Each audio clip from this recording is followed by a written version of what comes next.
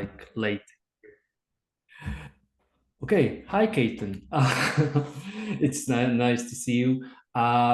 So you're currently a player for the Connecticut Sun, right? Yeah. How did that come about? So obviously I was at their training camp last year. I pretty much was with them, I think, for at least a month, with their two kind of preseason games, and then I got cut, kind of throughout the year overseas. I think I obviously played well overseas, and I think that sort of got some good interest. I think it just depends what each team is looking for in a sense. So when I kind of got the call from my agent that they were interested, I was super excited about it. I loved, playing with them last year. So I was kind of like, yep, I'm good. I'm good with it. So I was really excited about that. So it's kind of, I think from last year to this year transitioning, I think my game has kind of developed in the last year. And so I'm glad that they were still interested.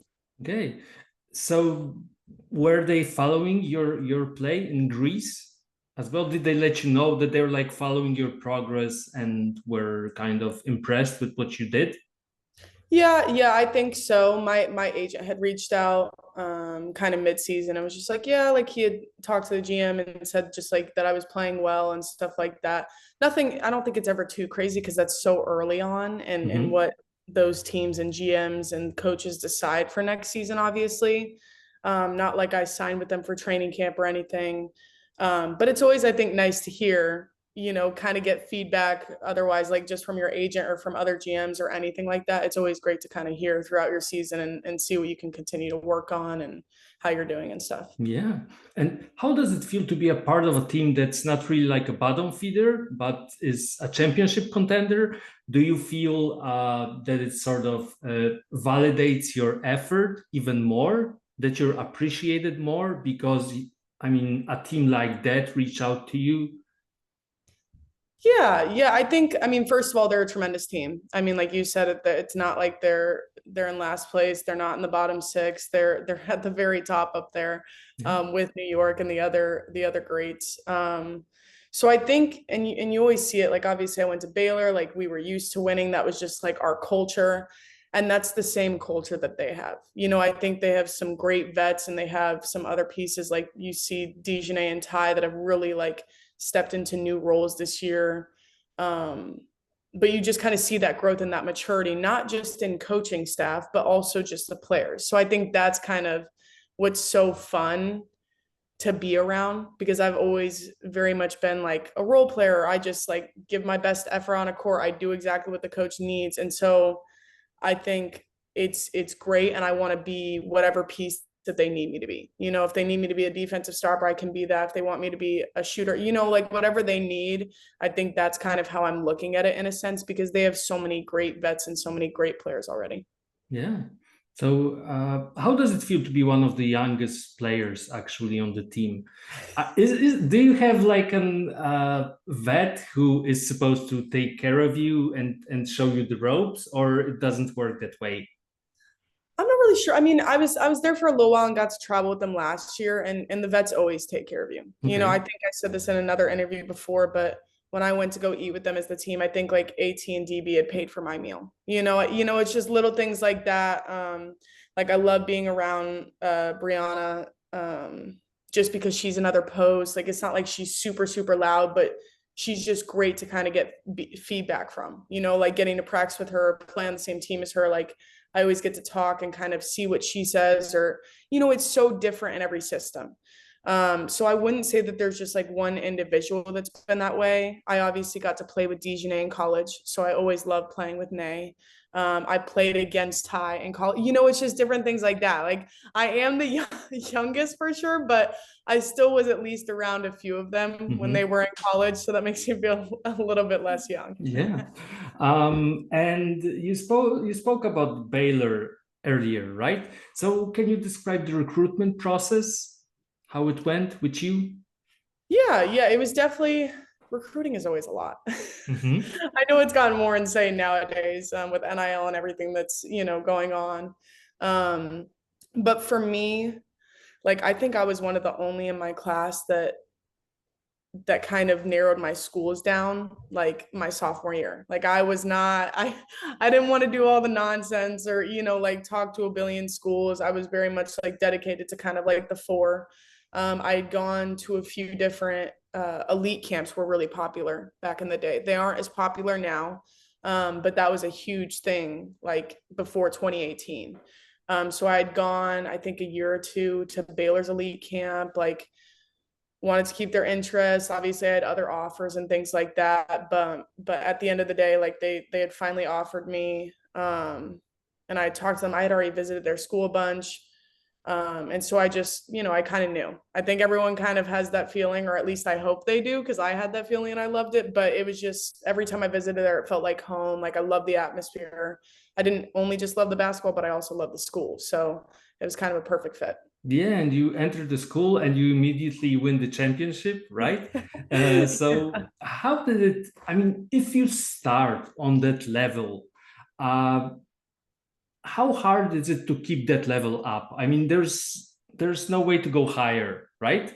And suddenly you enter a winning culture. So how hard was it? Was it hard for you, or was it actually great that you entered a team like that and it kept you like on your toes throughout the 5 years of college? Yeah, absolutely. I think I benefited from it. You know, I was around some of the greats. Obviously, I was a smaller post then because I had 6'7" Kalani Brown, 6'6" Lauren Cox, like 6'4" and 6'5" Queen Egbo and NaLyssa, who were all incredible posts. You know, but I think for me, in a lot of games as like a freshman or a player that doesn't play a ton, you're always kind of the prep team. You know, especially when you travel, you get deeper in season, like you're the one getting the reps against them and having to push those players. So I think it was just such a great learning factor. You know, even though we won the championship, it's not like I played any minutes in that game. It's not like I really played it all in the tournament. And so I think in that sense, it was just kind of taking it all in. You know, like, hey, like if one of your captains is saying something, or if, you know, like Dee Dee Richards, who was a phenomenal guard and one of the hardest working players I know, like you always want to listen to what they're saying, you know, because then all of a sudden in a year or two, 3 years, like how I was in my fourth and fifth season, like I was very much a leader in that context. You know, I always like was like, hey, like let's do this, let's do that, you know, and I love that aspect of the game. So I think that was the greatest part of it, because even if we didn't win a championship again after that, you kind of got those lessons and those teachings from those players to kind of carry forward and help others that were coming in behind you. Okay, and the coach as well, right? So what did you learn playing under Coach Mulkey, and what were your impressions of her? Yeah, I think it's just a whole different level of basketball. You know, I don't think people really realize that once you go from high school to college, or any level, you know, kind of up a step, just like when you go college to pro, it's all so different. I think just the expectation of like perfection, you know, like we could have, if people even like walked in on one of our practices, you'd be like, oh, okay, well, that makes sense why they won a national championship. You know, like it's one of those things that it's just So you. I'm sorry, it's a different level of intensity, or Yeah, oh, what was it? absolutely. The Okay. intensity, we were probably at the gym for maybe 5 or 6 hours a day. Like it was never, it Wow. was like nonstop. Yeah, like we at least practice 4 to 5 hours, I think. And that was like still in season. You know, like it's like we'd be from the gym from like 1 to maybe 5:30 or 6. Like it's just one of those things. And the other aspect of it is like not only is it intensity wise during the actual practices, but then you add on all of the other things that you need to do, whether it's taking care of your body, eating right, attending class, you know, like doing all the other things. And I just don't think people realize how important all those things are. And you kind of slowly learn it over time and you get better at it. Yeah, especially if you're in your 20s, you don't really care that much about like sleep or nutrition, right? And then you just learn how important it is. Yeah. Okay. And what was the importance of getting that additional fifth season in college? Was it because some people claim that your generation of athletes, because of like the COVID year, you guys actually benefited from that. So was it beneficial for you? Absolutely. And I Okay. tell people that all the time. And and COVID was horrific. And I hate that like, it's not like I'm putting Yeah, anything, like, obviously. putting it on a stool, I know people that have lost people. So it's like, I never want to say that, oh, it was great. Hmm. But the aspect of getting a fifth year was tremendous for me because I finished my degree at the end, like basically going into the August of my fourth year, my senior year. I got to start my master's program.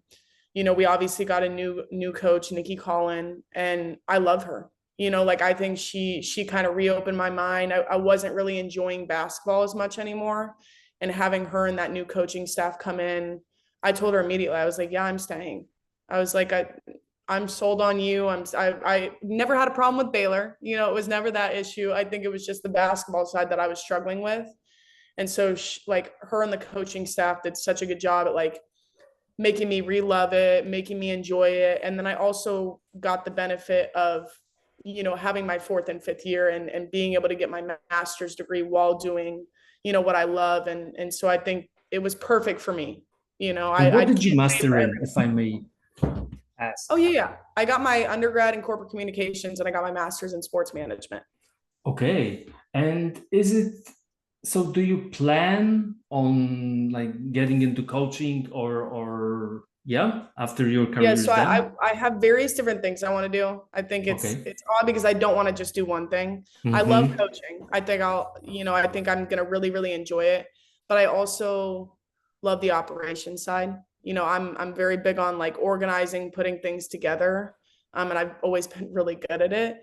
And so I think I also like I definitely want to stay in sports. I'm pretty much cool with all sports. I wouldn't coach all sports. I will for sure if I coach, it's only basketball, but I'm open to being like, football, like basketball, baseball, like any of those, volleyball, all of them. I'm good with if it's like operations or that stuff. So I'm trying to definitely keep my options open. Okay. And I want to ask you two things about your past before we move on to like the present, if that's cool with Mhm. you. So Yeah. first is I want to ask you about the basketball culture in Arizona. Just take a big step back. And Yeah. how did you get into basketball? Oh gosh, that's tough. The first one is easy because of my dad. My dad played Okay. basketball. I have two older brothers. So like when I was younger, I pretty much played like every single sport. Like not even kidding you. Softball, soccer, horseback riding, and then finally basketball. And I think around like fifth, sixth grade, that was when like my club coach who I had been with for 6, 7, 8 years before I went to college had kind of recruited me. um, I don't think a lot of people know this, but I've been my height since like fourth grade, fifth grade. Like I never Really? grew. I never really grew after Wow. middle school. Like I was like I was probably maybe an inch less in elementary school. And then, everyone started passing me. But I think it was just that factor of kind of eventually I got rid of all the other sports and I was like, yeah, okay, I'm like interested in basketball. Um, Arizona in general, though, it's really different. So you have a ton of talent that came out of Arizona. Like whenever you were younger, I don't exactly I don't know how popular it is at the young age right now in Mhm. Arizona, but what I've noticed as I've come back home as, out of college now, it is so popular training wise. Like if you go to certain facilities, and you work out around certain people or with certain people in areas, like you see all the pros. Like there were several times this summer where, I was working out with other pros that are also kind of like possibly waiting to hear from a WNBA team. Like just trying to stay in shape, trying to work out with one another, trying to get runs up and down the court with each other, just in case someone gets that call. So I think that atmosphere has been tremendous for Arizona. It's on the men's side as well. I think a lot of people have been starting to train over there in all different sports. But I think that's been cool to see because when you're younger, you don't see all that stuff. Yeah. I think it's been really cool to kind of show back up and I'm like, hey, like I played against you overseas. Like what, I didn't know you lived here. And it's kind of like that little back and forth of just kind of getting to know each other and play against each other and compete. Okay. And one more question about Baylor. I want to ask you about NaLyssa Smith and your experiences with her. So Yeah. I I'm gonna be honest here. I'm a huge fan of her game. I just love watching her perform because she's so uh, unpredictable, but Mhm. all in a good way, not in a Mhm. bad way, right? And I noticed that she was the first player who actually understood what it meant to play with Caitlin Clark. Like she understood her passes, which aren't always obvious, right? Yeah. And I just am a huge fan of hers. So whatever you can give me about Well, I her, have nothing bad to say about her. yeah, that's Truth be told, great. she has been one of my favorite people to play with. Um, I think just she's not just a straight back to the basket post. She has a lot of finesse in her game. Um, and she's just so athletic. I think it's fun playing with someone like that because for me, I was the role player, and I always Mhm. loved playing with Liz because it's like, okay, for me and her, it was 4 years of like, when I'm going to give you the ball type of thing. You know what I'm saying? Like I kind of got to learn like what are her best spots, like setting people up. And I think that's always fun post to post. Like when we were younger, you got to see Lauren Cox and Kalani Brown do that. You see various different teams that have that connection. Like you said, Caitlin Clark has a great connection with Aaliyah Boston and Liz. And that's amazing to see. But it's even more fun when you have someone that Liz isn't just a back to the basket post. So she could shoot a three, she can shoot a mid-range shot, floater. Like there's so much range to her game that I think it makes it a lot more fun playing beside her because it's not like she's a limited player.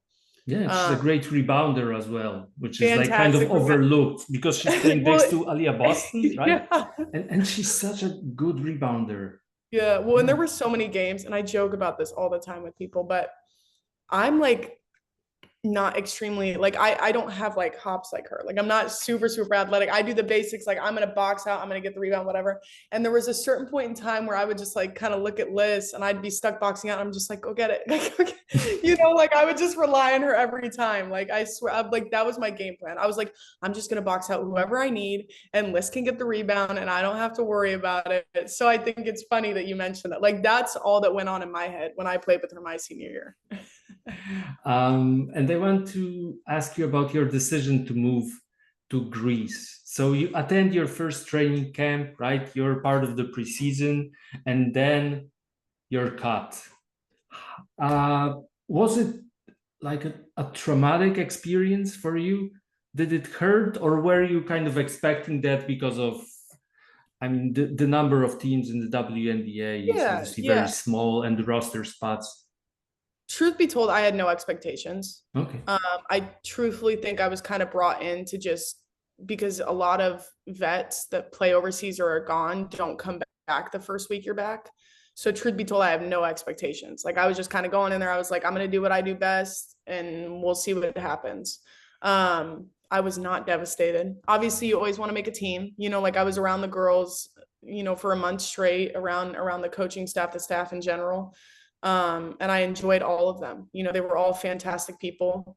But whenever the GM Darius came and told me, I was very thankful for him. He was very kind. It was never anything like, So it was, I mean, it's a job, and it's yeah. and it's such a hard league. I don't think people understand.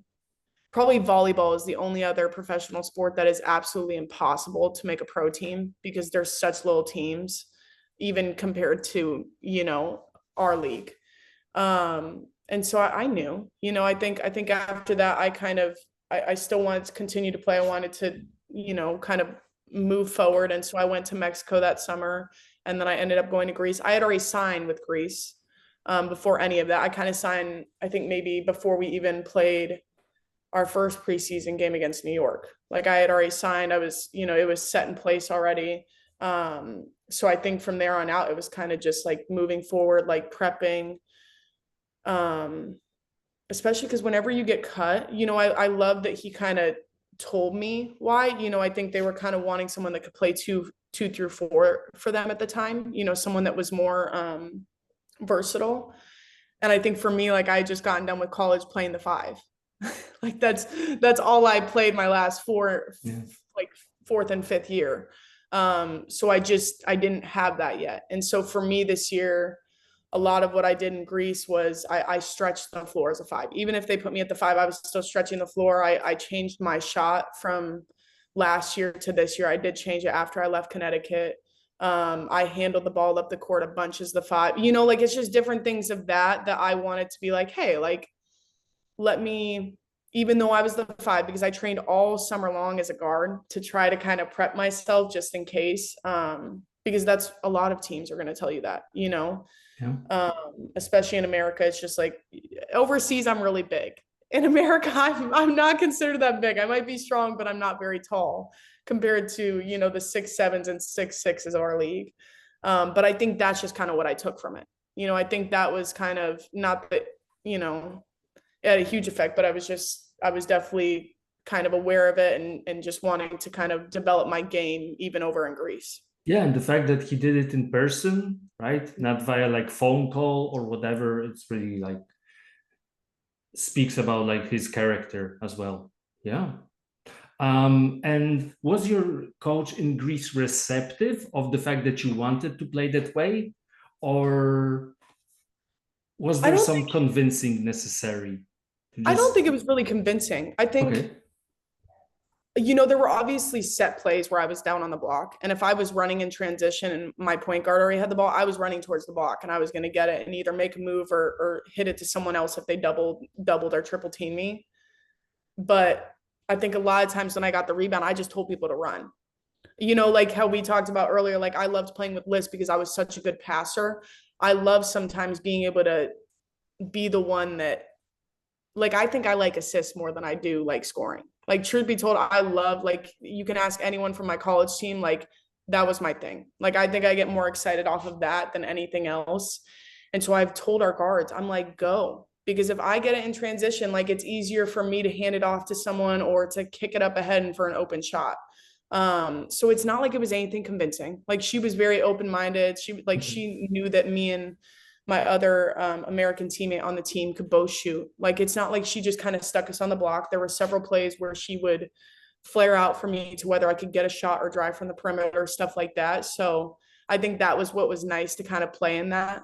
And to have like other players and other people in the program kind of understand, and you learn over time, like, oh, what's their best spot? What do they like to do? You know, and I think that happens on every team. You kind of get to know each other and understand them.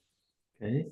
And Europe is generally like known for allowing bigs to do more with the ball, right? So that's pretty cool as well. Yeah, yeah. I think it always depends on the league. Yeah, yeah. I mean, when you think about European centers, usually you think about like, I don't know, Sabonis, Jokic. Like I'm thinking about the men's side. Yeah, like a little bit more extended instead of just straight 5. Yeah, and I think that's also the game has just been kind of created into that. You know, even if you don't shoot it a ton, I think it's more so like you even see Bree Jones this year on Connecticut. Like she's extended her game and has hit a couple threes. You know, I think that's just kind of become like, oh, you kind of need to be able to do. You know, it's so odd how the game has changed. But I think it's always amazing seeing that. Yeah. And do you plan on coming back to Europe after the WNBA season is done? Yes, I am signed with a team in Italy. So I'm very excited. Italy. Yeah. Jesus. What part of Italy? The north or the south? Like it's in a small town, like 55 minutes or an hour from Venice. Okay, so more of the southern part, right? Yeah. So do you only play in like warm places apart from Connecticut? I mean, Baylor, right? Arizona, Greece, and now south of Italy. Just I Mexico. Almost signed. I almost signed with I had 2 other teams. One was in Czech and one was in Germany. So it really just depends. It's not like I'm doing it purposefully. It just comes out that way. Okay. But I'm not like doing it purposefully. I think it was just kind of the best option. The Italian league's a fantastic league. They're very much known for their like professionalism. They have great organizations. So I think kind of when deciding between those different countries and those different teams that were offering in those countries, that's just, you know, it just happened that way. So I can't complain though. Italy's great. Yeah. And now I want to ask you some personal stuff, if that's cool with you. So first, horse riding and your equestrian career. How did you get into like horse riding? I think I honestly started doing it when I was 3. I'm not Wow. even sure why, because my it's not like my family was ever super into that. My grandparents had owned horses, but they were in a different state. Um, but I really have like a picture of me at like 3 years old, and my little legs are like a foot long, and I'm just like But sitting on a horse. I'm is not it sure like a why. legit horse or is it a pony? Yes. No, no, it's like a legit horse. Okay. Yeah. So I ended up growing up with that. Eventually, I only did basketball and horseback riding, and I competed at horseback riding, and eventually kind of had to give the horse up for And was your basketball. height a problem during these competitions or No, no, no, because okay. I did saddle seat. So saddle seat Okay. is like they already are bigger horses. So like my head, I could probably like maybe like their back was at like this height Okay. of my head. Yeah, so they were pretty big horses. So it's not like that had an issue. I wasn't racing horses or anything. Mm-hmm. That would have definitely caused issues. I always wanted to do that, but my height would not allow me. And do you still like, I don't know, engage in horse riding or I not haven't really? ridden. I haven't ridden in a really long time. Okay. But that's because I've like barely been home. I mean, this Okay. summer was probably the longest I've been home, and that's just because I wanted to settle down after Greece and just train and kind of relax a little bit. Mm-hmm. um, I want to one day, like once I get done playing basketball and stuff, and I find out where I'm gonna kind of be at, I definitely want to do that as just kind of like a for fun thing. Um, Definitely not as intense as I was doing it before because I competed a lot before, but it's definitely very joyful of a thing to do. It's just so peaceful. So Mm-hmm. I hope one And day. did you have a horse that you like had a special relationship with? Did you have like your horse? I did end up getting a horse, I think, in high school. Okay. Her name was Abby. But it didn't last long. I think I only had her for like a couple years just because I was leaving for college. It wouldn't make any sense. Horses are very expensive. I don't think people Yeah. understand how expensive horses are because I didn't even get that expensive of a horse. Like there are horses that are like more expensive than houses. And I don't think people get that. And did But you it's keep her in a stable or like outside yeah, yeah. stable in a like horse hotel? I think they're called here in Poland. We call them like horse hotels. So Oh, that's actually, you cool. get to keep your horse like in somebody else's like stable. Or did Oh, you? okay. So yeah. So a lot Okay. of what in America they do, unless you kind of own your own ranch or something, or you own your Mm-hmm. own stables. Like I had a coach, as in sports terms, like I had a teacher. And so she lived on property and had her own like huge thing. It was like Mm-hmm. several stables, several little training areas. And so she basically had a ton of lesson horses for, younger kids and stuff. And then a lot of people that train with her that own horses would basically just pay her to board them. And so, you kind of put in all of that stuff and it's so expensive. It adds up. But it was really fun when it lasted. I think we ended up donating her. I forget what the school name is, but there are some schools that like actually do that. Like it's just all about like horses, like an equestrian school. And so we actually donated her to a school like that. So I know she's probably enjoying life still. Yeah. I mean, horses live very long. That's also another thing Yeah. that people don't know, right? When you Yeah. think about Very racing long. horses, it's like 2, 3 years and they're done. But like in Yeah, they're there. Yeah. nature, it's like 20, 30. Yeah. And I have sort of also a lame question, if I may. I Yep. want to ask you about your ink, if that's Oh, possible, okay. about your Yeah. tattoos. So when, Okay. because I mean, you can tell right now, people can tell right now looking at I've you. got them all covered up. Yeah, yeah, yeah. So when did you get into like decorating your body, if may call it that, just to make it even Yeah. more lamer? I'm gonna. No, you're good. You're good. Ah, Well, my first tattoo was when I was 16. okay. I got a Bible verse, and then I kind of didn't get a tattoo until I went to college. And then that's when the development of continuously getting tattoos happened throughout the, 5 or 6 years. I don't know, just over time, I think for me, I'm huge on like quotes and meanings of certain things. Like I have a whole notebook of just like random quotes that I think have like affected me throughout my life. Um, Obviously I've had a few different injuries throughout my life, or, I've had people that have gone through things, you lose people. Um, and I think for me, the tattoos was a certain way for me to express myself. I think sometimes people have a hard time doing that. And I've always very much just been like this calm state, at Mhm. least for the most part. Um, and so I think for me, that was just kind of like something I really enjoyed. Like I would always see something and like I'd feel a certain way for a while, or I'd go through something, or I was struggling, or I accomplished something amazing, or just different things. Mhm. Um, and so that's just kind of how that developed, and certain things were tattooed. So every tattoo that you have on your body means something? Is it like Most. because I think I probably have over 40 tattoos, and I think at least maybe 35 to 40 of them are like, yeah. okay. There's probably a few that are more like on the artsy side, like if, Hmm. if it's like certain spatial or something, are more artsy. But I think at least 35 of them probably, Nice. And do you have like yeah, your for the most part. artist that you trust, or do you Yes. just collect them No, no, whenever you no, no. are? I don't. So when you first get them, absolutely, you're kind of like, oh, okay, maybe like let me Yeah. try one here or there. It was fine. When I got to Baylor, I think I went to the same shop most times, and I think I was with like two or three artists that were there. And then once I started like actually kind of putting pieces together, I like stuck with the same one. And he's pretty much, I think, done at least like 30 of them that are like on me. Like as soon as I start putting pieces together and stuff, like how my arm's fully covered or like my Hmm. leg is, I kind of won't leave them because you get a certain understanding.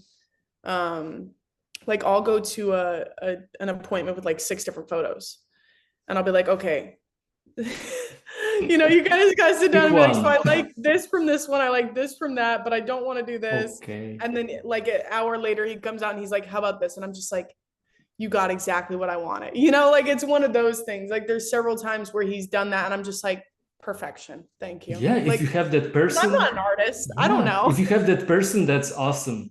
Like Yeah. I had a tattoo artist like that she did my arm and some of Yeah. my other stuff, and she just got it instantly. We just sat Yeah. That's together what I'm and telling like she draws stuff with you, and she's like, you. Yeah. yeah, okay, this, and that's perfect. Yeah, so Yeah. that's It makes awesome. things a little bit more peaceful and less stressful when you're getting a Yeah, tattoo.